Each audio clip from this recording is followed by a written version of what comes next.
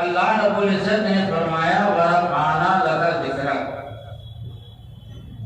اور اے محبوب ہم نے آپ کے ذکر کو آپ کے لیے بلند کر دیا۔ یہ آیت کا ترجمہ ہے۔ تو ورفعنا، واو الگ لفظ ہے، رفع الگ لفظ ہے، اور نا الگ لفظ ہے۔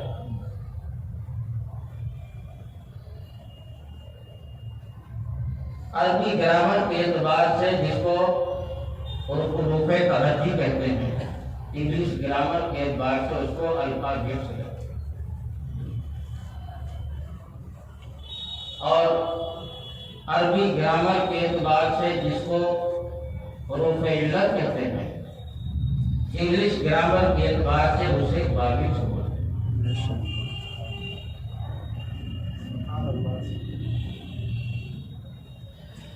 عربی گرامر کے اعتبار سے آیت سے جہاں پر نقطہ نکالوں گا تو چونکہ آپ حضرات عوام جو ہیں عربی گرامر نہیں جانتے ہیں تو کوشش کروں گا انگلش گرامر کی روشنی میں سمجھانے۔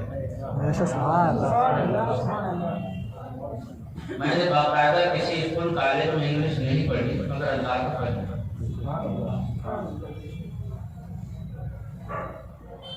واو ورفعنا میں جو واو ہے اس کو بعد والے سینٹینس سے کوئی تعلق نہیں۔ واو یہ حروف علت سے ہے جس کو انگلش گرامر میں واویلس بولتے ہیں، یہ واو واویلس سے ہے۔ اب رہا رفع، یہ رفع جو ہے یہ عربی گرامر کے اعتبار سے اسے فعل ماضی کہیں گے، اور انگلش گرامر کے اعتبار سے یہ ورب ہے جس کا تعلق پاسٹ ٹینس سے ہے۔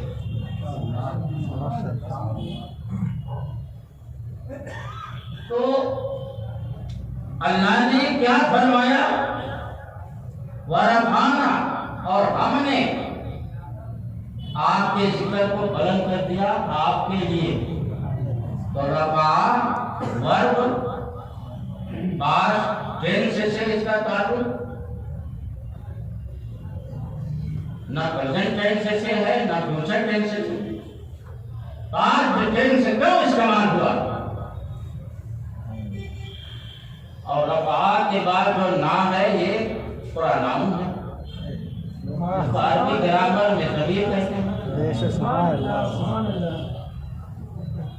یہ پراناؤن ہے، یہ الگ ہے، پاسٹ ٹینس الگ ہے، واویل الگ ہے۔ سوال یہاں پر یہ ہے کہ اللہ نے یہ تو نہیں فرمایا میں اپنے محبوب کے ذکر کو بلند کر دوں گا، کیا بات ہے، فیوچر سے متعلق نہیں کیا، یا بلند کر رہا ہوں یا قریب کر دوں گا۔ کیا فرمایا؟ بلند کر دیا۔ اور پاسٹ ٹینس میں بھی آپ جانتے ہیں انگلش گرامر کے اعتبار سے اس کی بھی کئی قسمیں ہیں، کئی قائمس ہیں، اس کی بھی کئی قائمس اور قسمیں ہیں۔ پاسٹ ٹینس ایک نہیں ہوتا، ایک تو یہ ہے کہ وہ آیا تھا، وہ آیا ہے، وہ آ رہا ہے، سب پاسٹ ٹینس میں کھاتے میں جاتے ہیں۔ پاسٹ ٹینس کے کھاتے میں ایک نہیں ہے۔ یہاں پر جو رفع ہے یہ عربی گرامر کے اعتبار سے ماضی مطلق ہے، اور ماضی مطلق کا مطلب یہ ہے کہ وہ پاسٹ ٹینس جو قریب اور بعید، دور اور نزدیک کی قید سے آزاد ہو۔ میں ابھی قرآن کی آیت سے تفصیل نہیں کر رہا ہوں کہ عربی گرامر کی روشنی میں کچھ نکات آپ کے ذہن میں اتارنا چاہتا ہوں اور اس کو انگلش گرامر کی روشنی میں سمجھانے کی کوشش کر رہا ہوں۔ पास्ट टेंस से ये कौन सा है जो कामन है, जो मुतलक है, जो करीब और दूर की कैद से आजाद है।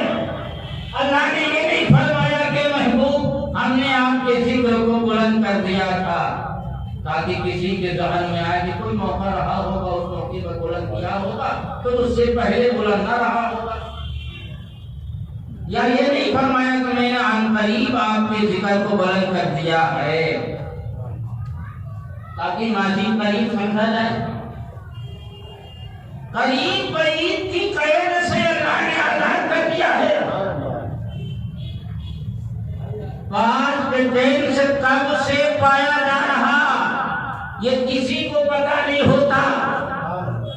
ए महबूब हमने आपके जिक्र को बुलंद कर दिया है, हाल में नहीं, आइंदा नहीं, माजी में, पास्ट टेंस में, और उसमें भी कोई कैद नहीं, जिसका मतलब ये हुआ कि हमेशा से बुलंद किया और हमेशा बुलंद किया।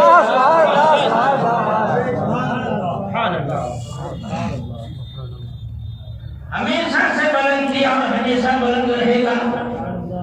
पास्ट टेंस के सेवा इस्तेमाल रिकॉर्डिंग होती रहेगी ना, ये समझ में आई बात? हाँ ये रिकॉर्डिंग होती रहेगी, रिकॉर्डिंग होती। हाँ, और रफा वरफाना रफा का फर्स्ट फॉर्म रिफत है जिसके माने बुलंदी के होते हैं। तो अब देखिए अल्लाह ने क्या फरमाया, हमने आपके जिक्र को आपके लिए बुलंद कर दिया। कब बुलंद किया, कहां बुलंद किया, कैसे बुलंद किया? तो इसकी तफसीर कबीर वगैरह में कई सूरतें बयान की गई। फरमाया कि अल्लाह ताला ने, देखिए कोई कितना बड़ा बादशाह हो, मैं आप हजरात से बीच बीच कुछ बातें भी पूछूंगा ताकि हम भी बोलें आप भी बोलें, और हम इस बात का लिहाज रखेंगे कि आपसे कोई ऐसी बात ना पूछी जाए जिसका जवाब आप न दे सकें। आपसे हम वही बात पूछेंगे जिसका जवाब आप आसानी से दे लेंगे। दुनिया में ऐसे ऐसे भी बादशाह गुजरे हैं जो तनहा पूरी दुनिया में हुकूमत किए, ऐसे भी बादशाह गुजरे तो अकेले पूरी दुनिया में हुकूमत किए, जैसे हजरत जुल्करनैन, हजरत सुलेमान अलैहिस्सलाम, और दो काफिरों में भी गुजरे हैं, शद्दाद और नमरूद नाम के। ये दोनों पूरी दुनिया में अकेले बादशाह। मगर आप जरा से मैं पूछता हूँ, कोई भी बादशाह हो उसका जिक्र और उसका चर्चा बुलंद कब होता है? जब वो पैदा हो जाए, और पैदा होने के बाद भी जब बादशाह बन जाए, उससे पहले तो उसका चर्चा कोई नहीं करता, उससे पहले तो उसका नाम था कोई नहीं जानता, तो चर्चा कहाँ से करेगा? पैदा चाहे पूरी दुनिया का बादशाह क्यों ना हो, मगर उसका चर्चा जमीन पर होगा, और जमीन पर भी उस वक्त चर्चा होगा जब वो पैदा हो चुका हो और जिस हैसियत से चर्चा हो रहा उस मनसब पर आयत हो जाए। मगर मेरे मुस्तफा को जो खुदा ने फरमाया वरफाना लका जिक्र, ऐ महबूब हमने आपके लिए आपका जिक्र बुलंद कर दिया। तो कब बुलंद किया, कहां कहां बुलंद किया? पैदा होने के बाद बुलंद किया या पैदा होने से पहले ही बुलंद कर दिया? तो अब कुरान पाक की एक आयत तफसीर में मैं पेश करता हूँ, वरफाना लका जिक्र की तफसीर में। सूरह आले इमरान की आयत करीमा है। अरवाहे आलम में अल्लाह ताला ने एक अहद को सारे लोगों से लिया। अलस्कु बिरब्बिकुम, फरमाया कि क्या मैं तुम्हारा रब नहीं? कालू बला, तमाम लोगों ने कहा क्यों नहीं, तो मेरा रब है। और दूसरा अहद जो लिया है वो रियाया से नहीं लिया, बादशाहों से लिया। और दुनिया में بادشاہ کون ہے حقیقت میں؟ انبیاء کرام، کیونکہ انسانوں میں دو ہی صورت ہے، یا تو نبی ہو یا امتی ہو، یا تو نبی ہو یا امتی ہو۔ تو سارے انبیاء کرام سے سورہ آل عمران میں ہے کہ اللہ تعالیٰ نے فرمایا لما آتیتکم من کتاب و حکمت، اے نبیوں جب میں تم کو کتاب اور حکمت دے کر بھیجوں، ثم جاءکم رسول مصدق لما معکم، پھر تمہارے پاس ایک عظمت والا رسول آ جائے، تمہارے پاس جو پہلے سے کتابیں تھیں ان کی تصدیق کرتا ہوا، لَتُؤْمِنُنَّ بِهِ وَلَتَنْصُرُنَّهُ، اے نبیوں اس نبی پر ضرور ضرور ایمان لانا اور ضرور ضرور اس کی مدد کرنا۔ یہ قرآن پاک کی آیت ہے، حدیث تو ہے نہیں کہ کہہ دیا جائے گا کہ صحیح ہے، وہ ہو سکتا ہے صحیح ہو، تو حدیث جو مطلب کی نہ ہو وہ مضبوط ہو تب بھی کہہ دیا جاتا ہے صحیح ہے۔ قرآن کو اگر صحیح کہو گے نا تو تمہاری ماننے والے تم کو اٹھا کے پڑھتے ہیں، قرآن کو صحیح کیسے کہو گے؟ قرآن کہہ رہا ہے کہ اللہ نے فرمایا کہ نبیوں جب میں تم کو کتاب اور حکمت دے کر بھیجوں اور پھر میرا محبوب آ جائے تمہارے پاس تو تم ضرور ضرور اس پر ایمان لانا، یعنی اپنی شریعت کا اعلان بند کر دینا، اپنا کلمہ نہیں پڑھوانا بلکہ خود اس کا کلمہ پڑھ کے ایمان لانا، اور صرف ایمان ہی نہیں لانا، وَلَتَنْصُرُنَّهُ، اور ضرور ضرور اس کی مدد کرنا، ضرور ضرور اس کی مدد کرنا۔ اچھا آپ حضرات یہ بتائیں کہ اللہ تعالیٰ کو تو یہ بات معلوم ہے نا کہ حضور صلی اللہ علیہ وسلم کے زمانے میں جتنے انبیاء کرام ہیں چند کو چھوڑ کر، جیسے عیسیٰ علیہ السلام ہیں، انجیل علیہ السلام وغیرہ ہیں، چند کو چھوڑ کر سارے انبیاء کرام وصال پا چکے ہیں، انتقال کر چکے ہیں سب۔ اللہ کو یہ بات معلوم تھی نا، اللہ کو سب کچھ جانتا ہے، تو اللہ کو جب یہ بات معلوم تھی اس کے بعد بھی کہہ رہا ضرور ضرور مدد کرنا میرے محبوب کی، اور یہاں تو کہا جا رہا ہے انتقال کے بعد اللہ والے مدد کرتے ہی نہیں۔ تو جب انتقال کے بعد انبیاء کرام مدد کر ہی نہیں سکتے تو اللہ کیسے کہہ رہا ضرور ضرور مدد کرنا؟ یہ میں نہیں کہہ رہا، قرآن کہہ رہا، یہ میرے نبیوں ضرور ضرور میرے محبوب کی مدد کرنا۔ یہ کتنی بڑی بلندی ہے مصطفیٰ کی کہ نبیوں جب تم ان کی مدد کرو گے تو تمہاری امت اپنے آپ مدد کرے گی، کیونکہ تم تاجدار ہو اور امت تمہاری رعایا ہے۔ معلوم ہوا کہ کوئی بھی تاجدار ہو جب دنیا میں پیدا ہوتا ہے تب اس کا چرچا ہوتا ہے، مگر مصطفیٰ ابھی پیدا نہیں ہوئے، انبیاء کرام ابھی پیدا نہیں ہوئے، دنیا کے لوگ آدمی ابھی پیدا نہیں ہوئے، اور واحد عالم میں میرے خدا نے اپنے محبوب کا ذکر پیدا ہونے سے پہلے ہی بلند کر دیا، اور افانا لکا ذکر کا ہے سایہ تجھ پر، ذکر ہے اونچا تیرا، بول ہے بڑا۔ نعرہ تکبیر، نعرہ رسالت، تاجدار ختم نبوت، تاجدار ختم نبوت، تاجدار ختم نبوت۔ سبحان اللہ والحمد للہ ولا الہ الا اللہ واللہ اکبر ولا حول ولا قوة الا باللہ العلی العظیم۔ اللہم صلی علی سیدنا مولانا محمد وعلی آل سیدنا مولانا محمد وعلی صلاۃ و سلام علیک یا رسول اللہ۔ ساری دنیا جب پیدا ہو گئے تب اس کا چرچا ہوتا ہے، میرے مصطفیٰ کا چرچا پیدا ہونے سے پہلے واحد عالم میں ہوا۔ حضرت امام فخر الدین راضی رحمۃ اللہ علیہ تفسیر کبیر میں فرماتے ہیں کہ اللہ تعالیٰ نے اپنے محبوب کا ذکر بلند کر دیا۔ اس کی ایک صورت یہ بھی ہے کہ قرآن پاک میں اللہ نے فرمایا من یطیع الرسول فقد اطاع اللہ. سبحان اللہ. یہ سورہ نساء کی آیت کریمہ ہے. من یطیع الرسول فقد اطاع اللہ. میں ورقانہ لگا ذکر کی تفسیر میں آیت پہ آیت پیش کر رہا ہوں. سبحان اللہ. یہ حدیث پیش نہیں کیا, آیت پیش کر رہا ہوں. من یطیع الرسول فقد اطاع اللہ. جس نے رسول کا حکم مانا اس نے خدا کا حکم مانا. ورفعنا لک ذکرک, اے محبوب ہم نے آپ کا ذکر آپ کے لیے بلند کر دیا. اور دوسری جگہ فرمایا جس نے رسول کا حکم مانا اس نے خدا کا حکم مانا.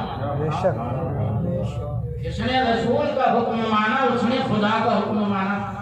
اس کا شان نزول سمجھ لیجیے تو اچھی طرح بات سمجھ میں آ جائے اور یہ آیت ورفعنا لک ذکرک کی تفسیر بن جائے. اس کا شان نزول یہ ہے کہ مدینہ منورہ میں ایک مرتبہ حضور صلی اللہ علیہ وسلم نے اعلان فرمایا کہ جس نے میرا حکم مانا اس نے خدا کا حکم مانا. تو گستاخ بعض گستاخ منافقین مدینہ نے کہا اب تو یہ کہہ رہے ہیں کہ جس نے ہمارا حکم مانا اس نے خدا کا حکم مانا, تو ان میں اور خدا میں فرق نہیں تھا. اب تو یہ چاہتے ہیں کہ ہم کو لوگ خدا مان لیں. اتنی زیادہ اپنی تعریف, اپنے منہ اپنا درجہ اتنا بڑا بلند کرنا. خود اپنی زبان سے کہہ رہے ہیں کہ جس نے میرا حکم مانا اس نے خدا کا حکم مانا. ارے جب آپ کا حکم ماننا خدا کا حکم ماننا ہے تو پھر آپ میں اور خدا میں فرق ہی کیا رہتا ہے. اور یہ تو چاہتے ہیں کہ لوگ ہمیں خدا مانیں. اب یہی ایک باقی رہ گیا, سب کچھ تو یہ کروا لیا. اب ایک ہی بات باقی رہ گئی کہ لوگ ان کو خدا مان لیں. بات کی تاریخ سے یہ بھی کہنا شروع کر دیا جس نے میری اطاعت کی اس نے خدا کی اطاعت کی, جس نے میرا حکم مانا اس نے خدا کا حکم مانا. آج بھی یہی بات بولی جاتی ہے. نبی کی تعریف بہت زیادہ کرو گے تو خدا سے برابری ہو جائے گی. پھر نبی اور خدا میں فرق کیا رہے گا؟ معلوم ہوا یہ بولی نئی نہیں ہے.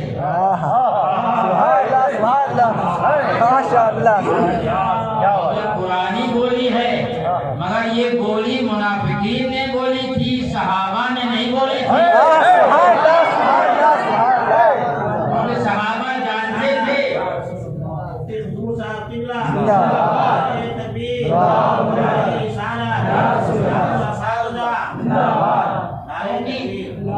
صحابہ جانتے تھے کہ اگر یہ کہہ رہے ہیں کہ میرا حکم ماننا خدا کا حکم ماننا, پروگرام میں بیٹھے بھائی ہم آگے فون کرتے ہیں آپ کو. ایمان کا نام نہیں, ایمان یقین کا نام ہے. ان کو یقین ایمان حاصل تھا. اور منافقین مدینہ, ارے سنا کچھ آج کیا نیا اعلان ہوا. سامنے تو بیٹھ کے حدیثیں سنتے تو حضور کے پیچھے نماز پڑھتے تھے. ابھی پیچھے یہودیوں میں جا کے کہتے ارے سنا کچھ معلوم ہوا. اب تو قریب لگتا ہے خدائی کا دعویٰ کرتے ہیں, بالکل قریب قریب پہنچ گئے. کہہ رہے ہمارا جس نے حکم مانا اس نے خدا کا حکم مانا. آپ بتائیے جب آپ کا حکم اور خدا کے حکم میں کوئی فرق ہی نہیں ہے تو اس کا مطلب کہ آپ چاہتے ہو کہ لوگ ہمیں خدا مانیں. اللہ رب العزت نے جبرائیل سے فرمایا جبرائیل محبوب کی بارگاہ میں جاؤ. یہ عجیب بات ہے کہ توحید مصطفیٰ کی ہو رہی ہے,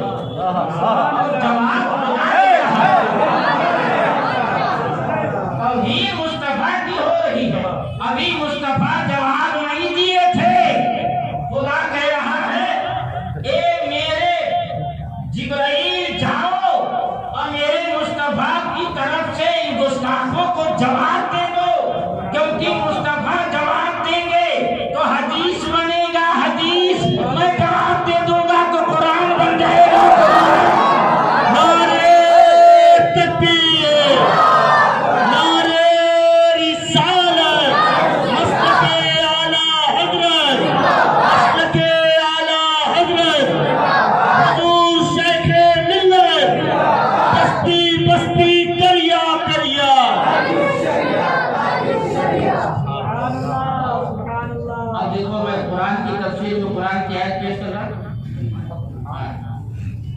जिब्राइल अलैहिस्सलाम आए और बारगाह रिसालत में आयत नाज़िल की, मन युतीर रसूल फक़द अता अल्लाह। वो बोली मुस्तफा बोले थे, वही बोली खुदा की जिब्राइल ने सुना दिया। जिब्राइल ने ये नहीं कहा है मुस्तफा आपने ये कैसे कह दिया कि जो मेरा हुक्म माने वो खुदा का हुक्म माना, जो मेरी इताअत जो है आपकी इताअत अलग है, आप बंदे हैं वो खुदा है, खुदा की इताअत अलग है, आपकी इताअत अलग है। कुरान में तो दूसरी जगह अतीउल्लाह व अतीउर रसूल भी है, अल्लाह की इताअत करो रसूल की इताअत करो, अलग अलग बयान कर दिया गया है। और आज तो आपने अपनी ही इताअत को खुदा की इताअत की, ये कैसे समझाया नहीं, बल्कि तायीद कर रहे हैं। महबूब आपने जो किया है, जो कहा वो सही कहा, और ये मैं नहीं कह रहा, खालिक़े कायनात कह रहा है।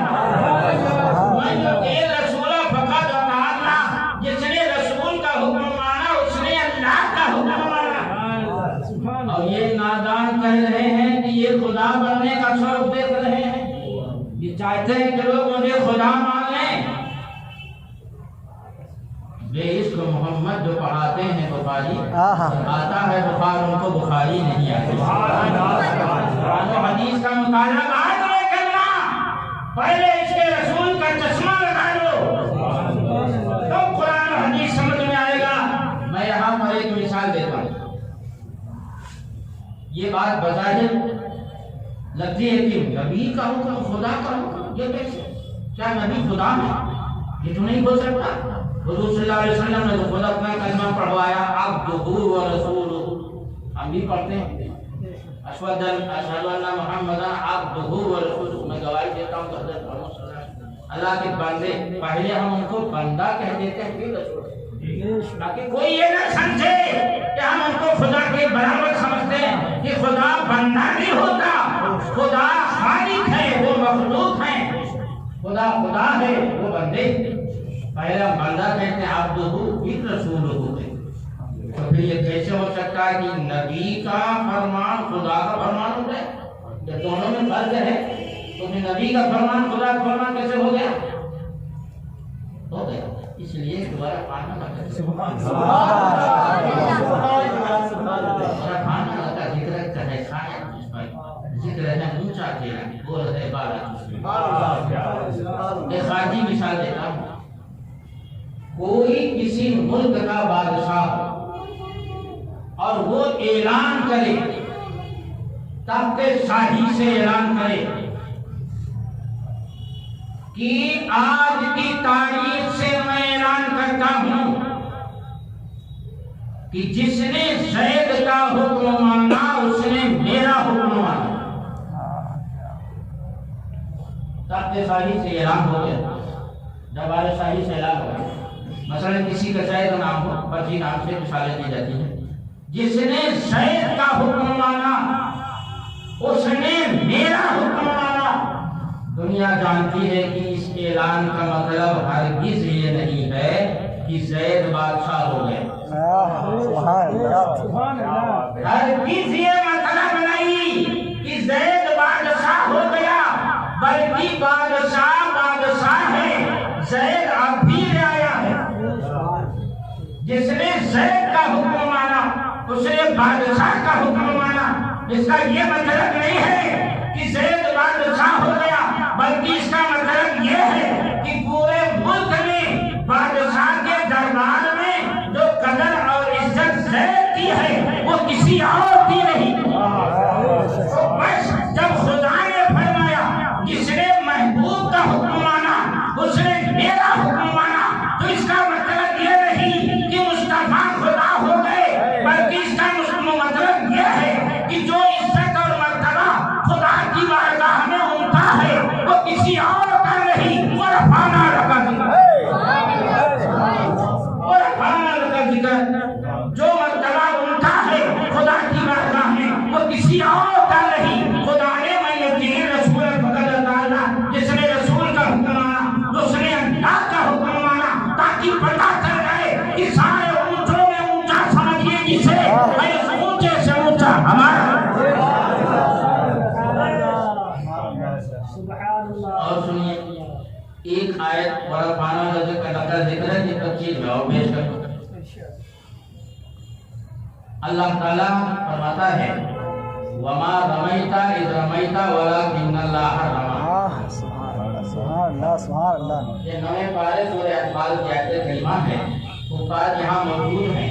میں تو رکوع نمبر آیت نمبر اس لیے نہیں بتا رہا ہوں کہ حافظ ہر جگہ ہیں پوچھ سکتے ہیں. حدیث جب پیش کرتا ہوں تو اس میں صفحہ صدر بھی بتا دیتا ہوں. تو اس آیت کا شان نزول پہلے سنیے تو پھر بات سمجھ میں آئے. شان نزول اس آیت کا یہ ہے کہ جنگ بدر میں جب حضور صلی اللہ علیہ وسلم 313 صحابہ کی جماعت کو لے کر گئے اور ادھر 1000 کے لگ بھگ 313 اور ادھر تازہ کم اسلحہ سے مسلح کھانا پینا زیادہ سب کچھ مہیا اور ادھر کسی کے پیر میں چپل ہے تو سر پہ ٹوپی نہیں, سر پہ ٹوپی ہے تو پیر میں چپل نہیں, کسی کوئی لنگی پہنے تو کرتا نہیں, کسی کے پیٹ میں اتنا زیادہ بھوک ہے کہ پیٹ میں پتھر باندھے ہوئے ہیں کہ کمر میں جھک نہیں پائے کہ کیسے مقابلہ کرے, مگر پیٹ خالی تھا, سینہ اس میں رسول سے بھرا. پیٹ خالی ہو سینہ اس میں رسول سے بھرا ہو تو پھر پرواہ نہیں ہوتی. تلوار تک نہیں سب کے پاس, جن کے پاس تلواریں نہیں تھی تو حضور صلی اللہ علیہ وسلم نے حضور کی ڈالیاں کٹوا کے تو حضور کے ڈنڈے دے اور وہ حضور کے ڈنڈے تلواروں سے زیادہ کام کرتے تھے. تو یہ عالم تھا جب حضور صلی اللہ علیہ وسلم نے دونوں طرف کی طاقت کو ملاحظہ فرمایا تو عجیب و غریب بن گیا. ایک طرف کمزور بھوکے پیاسے نہتے تلوار کی جگہ حضور کی لکڑی لیے کھڑے, حضور صلی اللہ علیہ وسلم نے سر کو سجدے میں رکھا. معلوم ہوا کہ جب مصیبت آئے تو سر کو سجدے میں رکھو, اور مصیبت نہ آئے تب بھی سر کو سجدے میں رکھو, کیونکہ نماز فرض ہے. گھروں کو آباد کرو گے سجدوں سے, مسجدوں کو آباد کرو گے سجدوں سے, تو اللہ تمہاری زندگی کو آباد کر دے گا رحمت سے. تو حضور صلی اللہ علیہ وسلم نے سر کو سجدے میں رکھا اور دعا کی کہ اللہ یہ چھوٹی سی جماعت اگر آج ختم ہو گئی تو زمین پر تیرا نام صحیح طریقے سے لینے والا کوئی نہ رہے. اے اللہ اس چھوٹی سی نقلی چھوٹی سی جماعت کی مدد فرما. اور حضور اتنا روئے اتنا روئے اتنا روئے اتنا روئے کہ آپ کی آنکھوں کے سامنے جو زمین تھی آنسوں سے تر ہو, اور اس کے بعد سر کو سجدے سے اٹھایا اور ایک مٹھی زمین سے مٹیلی خاک لی اور کفار کی طرف مارا. وہ خاک سارے کفاروں کے آنکھوں تک پہنچ گئی. اب اس منظر کو خدا نے کیسے بیان کیا؟ اب خدا نے قرآن میں آیت کریمہ موجود ہے جس کا جی چاہے نویں پارے میں دیکھ لیں سورہ انفال میں. اللہ تعالیٰ فرماتا وما رمیت اذ رمیت ولکن اللہ رمی. اے محبوب وہ جو خاک آپ نے ماری تھی آپ نے نہیں ماری تھی بلکہ خدا نے ماری تھی, بلکہ خدا نے ماری تھی. ارے خاک مصطفیٰ مار رہے ہیں اور خدا کہا مصطفیٰ آپ نے نہیں ماری بلکہ خدا نے ماری ہے, تاکہ پتہ چل جائے کہ سارے اچھوں میں اچھا سمجھیے جسے اور اس اچھے سے اچھا ہمارا نبی. اور وہ کرو مسلمانوں کہ فرش پر خاک ماری جا رہی ہے اور عرش سے پیغام آ رہا ہے. معلوم مصطفیٰ کا ذکر فرش سے بھی بلند ہے, عرش سے بھی بلند ہے. فرش والے تیری شوکت کو روک کیا جانے, خوش روا عرش پہ اٹھا ہے. سالہ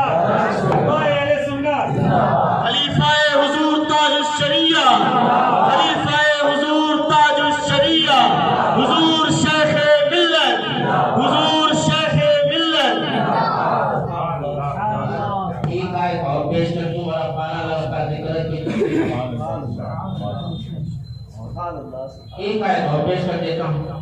بیت رضوان کے موقع پر درخت کے نیچے جب حضور صلی اللہ علیہ وسلم بیٹھ گئے, اللہ اللہ لاؤ تو ایسا کوئی بادشاہ, لاؤ تو کوئی ایسا شہنشاہ بیت زمین پر ہو اور بلندی کا چرچا عرش اعظم پر بھرے لہرائے. پیغام مژدہ عرش اعظم سے آئے.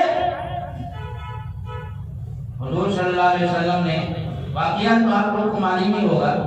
میں جو اس آیت سے ورفانہ لگا ذکر سے نکات آپ کے ذہن میں پیش کرنا چاہتا ہوں, اس کو کچھ اتار دوں آپ کے ذہن میں کہ جب مصطفیٰ بیعت لے رہے تھے اس وقت 1400 صحابہ تھے, اور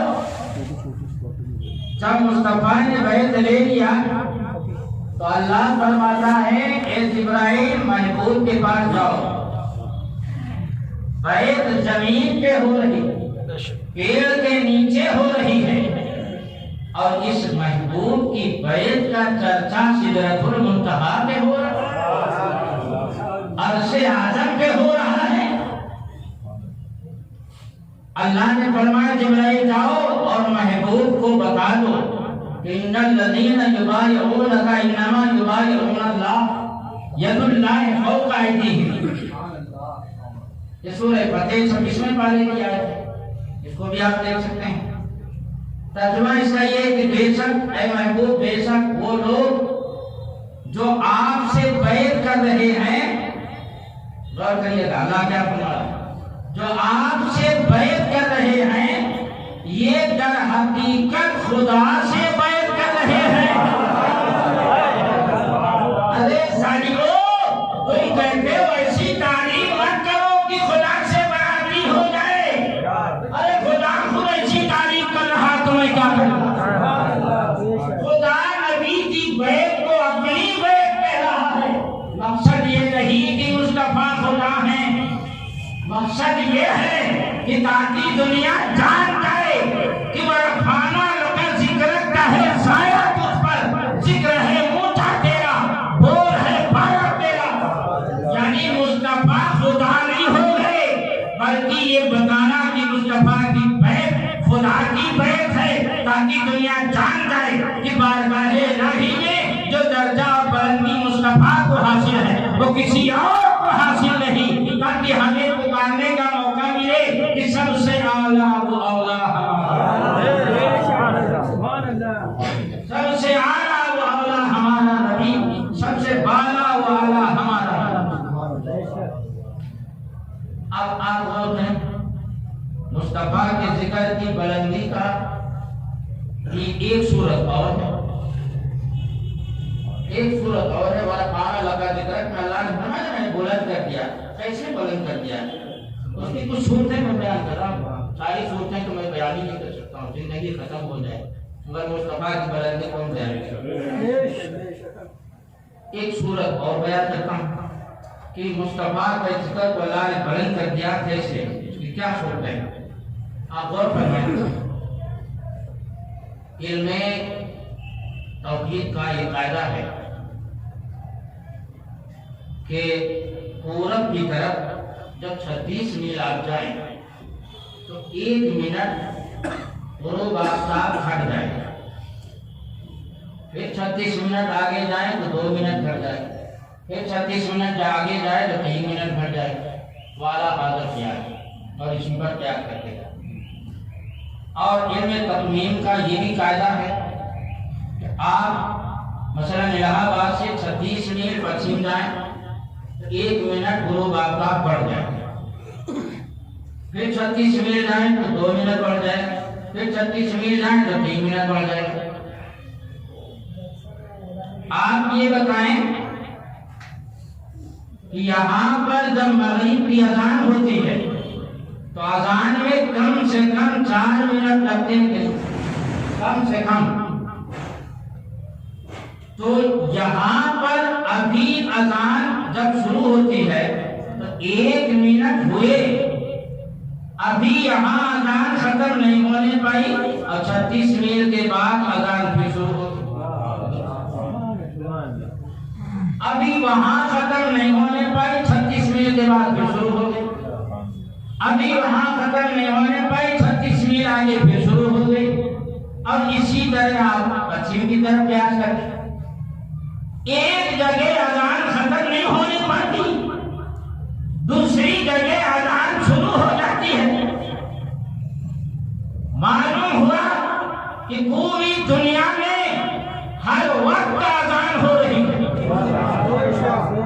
اور جب اذان ہوگی تو اقامت بھی ہوگی۔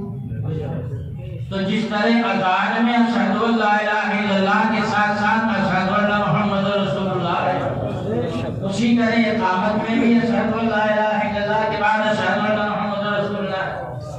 فراغی میں دونوں کو مؤذن اذان میں جس طرح بلند آواز سے اشہد ان لا الہ الا اللہ پکارتا ہے، اسی طرح بلند آواز سے اشہد ان محمد رسول اللہ بھی پکارتا ہے۔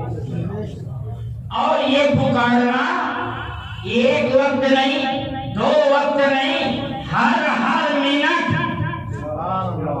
اللہ نے محبوب کے، اللہ نے اپنے نام کے ساتھ محبوب کے نام کو ایسا جوڑ دیا ہے کہ جب جب خدا کا نام بلند کیا جائے تب تب مصطفیٰ کا نام بلند کیا جائے، تاکہ پتہ چل جائے کہ فرش والے تیری شوکت کو لوگ کیا جانے، خسروا عرش پہ روتا ہے پھلے گا۔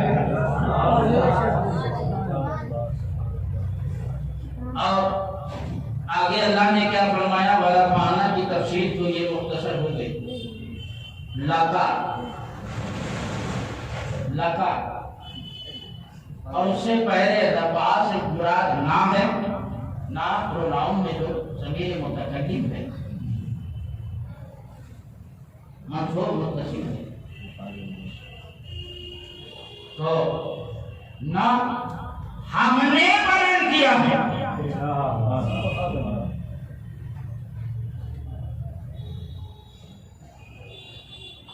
دربار شاہی کا خادم کہے ہم نے فلاں کو بلند کیا، یہ اور ہے، وزیر کہے ہم نے بلند کیا، یہ اور ہے، بادشاہ تخت شاہی پہ بیٹھ کے کہے ہم نے بلند کیا،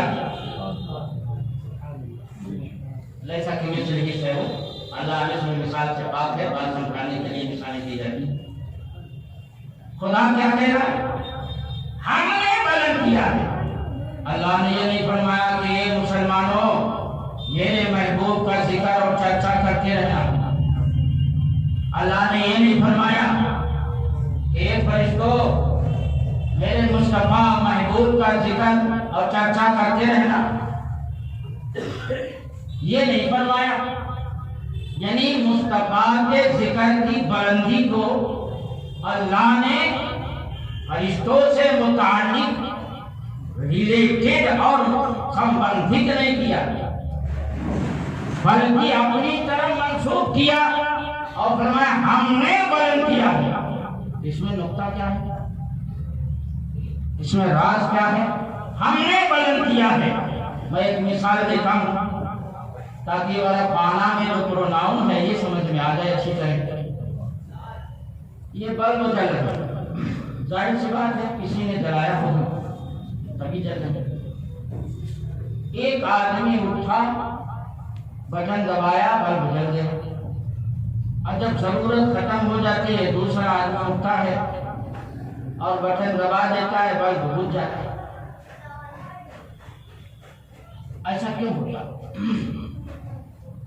ایسا اس لیے ہوتا ہے کہ اس کو روشن آدمی ہی نے کیا، اس لیے بجھا بھی آدمی ہی دیتا ہے۔ لیکن آپ سے میں پوچھتا ہوں کہ جس طرح یہ روشن ہے، اسی طرح تو رات میں چاند بھی روشن ہوتا ہے، سورج بھی روشن ہوتا ہے، مگر کیا چاند اور سورج کو آپ بٹن دبا کے آپ کر سکتے ہیں؟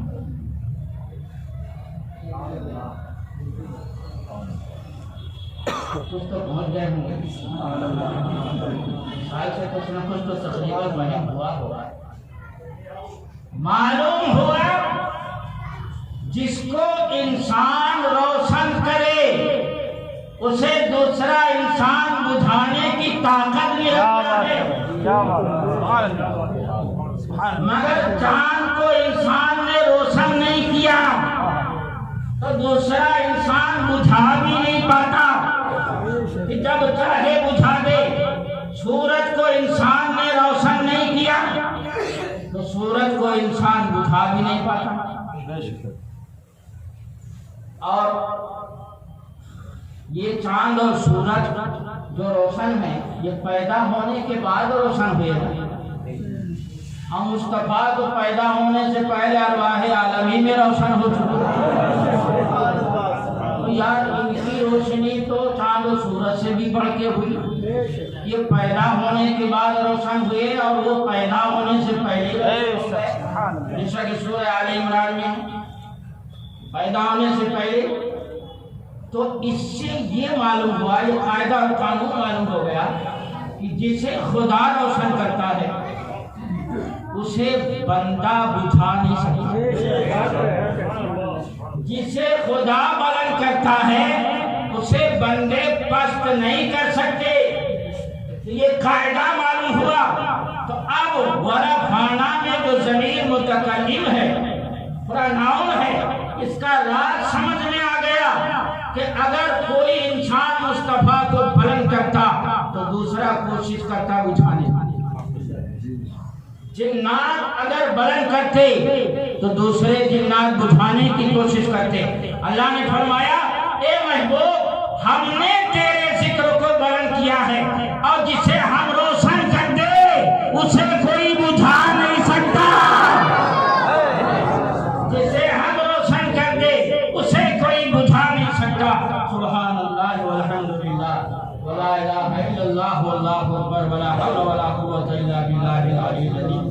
اللهم صل على سيدنا مولانا محمد وعلى آل سيدنا مولانا محمد مبارک سلیم صلاۃ و سلام علیک یا رسول اللہ صلی اللہ تعالی علیہ وسلم. تو آپ دیکھیں کہ مصطفیٰ صلی اللہ علیہ وسلم کو خود خدا نے کیوں فرمایا ہم نے روشن کیا, تاکہ پتہ چل جائے کہ ہم نے روشن کیا ہے. اور جب ہم نے خود روشن کیا ہے بلا واسطہ, اب آپ کو کوئی بندہ کوئی مخلوق نیچا نہیں دکھا سکتا, شیر نہیں کر سکتی, کوئی آپ کو اٹھا نہیں سکتا. جیسے چاند و سورج کو میں نے روشن کیا تو کوئی بجھا نہیں سکتا, اسی طرح میں نے آپ کو روشن کیا. اچھا ورفعنا ہم نے ایک نقطہ اور, اگر اللہ یہ فرماتا کہ یہ لوگوں اے میرے بندو میرے محبوب کا ذکر بلند کرتے رہنا, یاد رکھنا انسان کی ابتدا بھی ہوتی ہے اور انتہا بھی ہوتی ہے. انسان کی ابتدا بھی ہوتی ہے اور انتہا بھی ہوتی ہے. یعنی انسان پہلے نہیں ہوتا پھر پیدا ہوتا ہے پھر انتقال کر جاتا ہے. تو مصطفیٰ کا ذکر اور اس کی بلندی ابتدا اور انتہا دو حدوں میں بند ہو جاتی, دو حدوں میں مقید ہو جاتی. اور خدا کا ورفعنا لک ذکرک وہ خدا کا کلام نفسی جو خدا کی صفت ہے وہ ہمیشہ سے ہے اور ہمیشہ رہے گی. اے مصطفیٰ تیرے ذکر کی بلندی ہمیشہ سے ہے اور ہمیشہ رہے گی. مٹ گئے مٹتے ہیں مٹ جائیں گے دشمن تیرے, نہ مٹا ہے نہ مٹے گا کبھی کر. نعرہ تکبیر, نعرہ رسالت, عشق محبت, عشق محبت, عشق محبت, عشق محبت. بستی بستی کریا کریا, بستی بستی کریا کریا. حضور شیخ ملت, خلیفہ حضور تاج الشریعہ, تاجدار ختم نبوت. ورفعنا لک ذکرک, اے محبوب ہم نے آپ کا ذکر آپ کے لیے بلند کر دیا. ہم نے آپ کا ذکر آپ کے لیے. اچھا یہاں پر اگر سینٹینس اس طرح ہوتا ہم نے آپ کے ذکر کو بلند کر دیا، تبھی بات سمجھ آ جائے گی۔